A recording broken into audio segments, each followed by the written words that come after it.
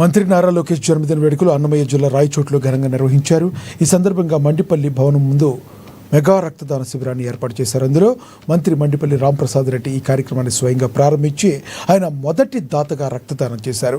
లోకేష్ బాబుపై ఉన్న అభిమానంతో జిల్లా నలుమూలల నుండి యువత, టీడీపీ శ్రేణులు ఈ శిబిరానికి భారీగా తరలివచ్చారు. దానాల్లోకెల్లా రక్తదానం ఎంతో గొప్పదని, యువత సామాజిక బాధ్యతగా ఇలాంటి కార్యక్రమాల్లో పాల్గొనాలని మంత్రి రాంప్రసాద్ రెడ్డి పిలుపునిచ్చారు. రక్తదానం చేసిన వారికి ప్రశంసా పత్రాలతో పాటు పండ్లు, బ్రెడ్లు పంపిణీ చేశారు.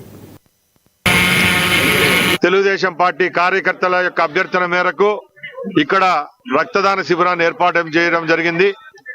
ఈ మెగా రక్తదాన శిబిరానికి విచ్చేయుచున్న కార్యకర్తలకు అలాగే రక్తదాతలుగా అవుతున్న ప్రతి ఒక్కరికి నా యొక్క ధన్యవాదాలు.